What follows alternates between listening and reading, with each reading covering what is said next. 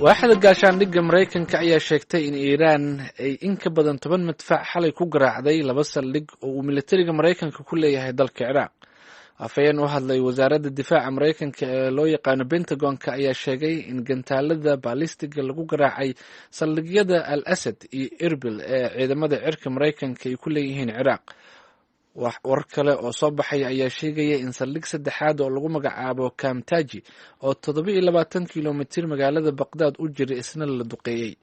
Bayaan ka soo baxay ciidamada ilaalada kacaanka Iiraan ayaa lagu sheegay in uu si guul ah uu ku dhamaaday weerar ay sheegeen inay ku qaadeen saldhigyo ay ciidamada Mareykanka ku leeyihiin Ciraaq. Waxaa kale oo bayaanka lagu sheegay in duqeyntaasi loogu arguday Generaal Qasim Suleymani oo ay toddobaadkii hore Mareykanka ku dileen duqeyn cirka ah xilli uu marayay meel u dhow garoonka diyaaradaha ee magaalada Baghdad ee caasimadda Ciraaq. weli ma jirto wax war ah oo ku saabsan khasaaraha ka dhashay duqeynta ay Iiraan u geysatay saldhigyada Mareykanka ee Ciraaq. hase yeeshee waaxda difaaca Mareykanka ayaa sheegtay inay ka shaqaynayso sidii ay u soo ururin lahayd xogta ku saabsan khasaaraha weerarkaasi.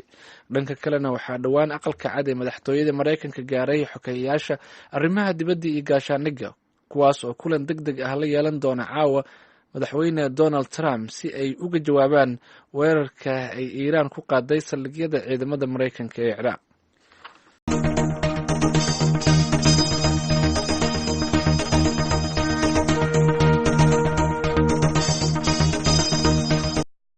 kadib markii baarlamaanka Turkiga uu Khamiistii dhaweyd ansixiyay ayay dowladda Turkiga ay ciidan u dirtay dalka Liibiya. Tallaabadan Turkiga ayaa waxaa ka hor yimid dalal reer Yurub iyo kuwa Carab ahba. haddaba raadka faragelinta Turkiga ee Liibiya ayaa warbixintan waxaa ku eegaya wariyaha VOA ee dalka Masar Xuseen Cusmaan Zaxnuuni. dowladaha carabta iyo beesha caalamka ayaa diidmo siman ka muujiyay ciidamada militariga dowladda Turkiga ee bilaabay in ay u qulqulaan dalkaasi Liibiya si ay u difaacaan dowladda taagta daran ee dalkaasi. golaha wasiirada ee boqortooyada Sacuudi Arabiya oo maalintii Salaasada fadhi yeeshay ayaa muujiyay diidmada faragelinta dowladda Turkiga. warmurtiyeed ka soo baxay golaha wasiirada ee xukuumadda Riyaad ayaa lagu sheegay talaabada dowladda Turkiga ay qaaday in uu yahay mid xadgudub ku ah qaanuunka caalamiga iyo axdiga qaramada midoobay. diidmada boqortooyada Sacuudi Arabiya ka sukow waxaa sidoo kale go'aanka dowladda Turkiga ay ku faragelinayso dalka Liibiya waxaa si weyn u diiday dowlado ka tirsan midowga Yurub kuwaas oo cambaareeyay ciidamada dowladda Turkiga ay u daadgureynayso dalka Liibiya. dowladaha Ingiriiska, Faransiiska, Jarmalka iyo Talyaaniga ayaa sheegay in faragelinta Turkiga in ay sii hurinayso xiisada dalkaasi Liibiya waxayna ku baaqeen in la joojiyo dagaalka iyo sii wadida faragelinta dibadda. arrimahan ayaa ku soo beegmaya xili maalintii Khamiista baarlamaanka dalka Turkiga uu ogolaaday go'aanka dowladda Turkiga ciidamo ay ugu dirayso dalka Liibiya kaasoo walwal ku abuuray beesha caalamka iyo dowladaha mantiqada bariga dhexe. madaxweynaha dowladda Turkiga Rajab Tayyip Erdogan oo ka hadlay ciidamada dalkiisa u dirayo dalkaasi Liibiya ayaa sheegay in ay tahay kuwa difaacaya dowladda sharciga ah ee dalkaasi iyo in laga hortago musiibo bini'aadanimo oo haraysa dalka Liibiya. xeelarayaasha carabta ayaa siyaabo kala duwan u arka faragelinta dowladda Liibiya ee xilligan timid. haddaba Cabdulaahi Maxamuud Garweyne oo ka faalooda arrimaha carabta iyo islaamka ayaa faahfaahin ka bixinaya ujeedooyinka dowladda Turkiga ay u faragelinayso dalkaasi Liibiya. waxaa ku soo beegay xilligan howlgallada Turkiga ay ka fulinayaan Liibiya sidoo madaxweynaha Turkiga Erdogan sheegay oo ah in laga badbaadiyo xukuumadda caalamka aqoonsan yahay iyo qaramada midoobay aqoonsan yihiin ciidamada hogaamiyo Khalifa Haftar balse waxaa ku hoos duugan dana dhaqaale iyo mid istiraatiijiyadeed oo ay ka mid tahay in la adkeeyo heshiiskii dowladda Liibiya caalamka aqoonsan yahay la gashay dowladda Turkiga oo ahayd in la dhiso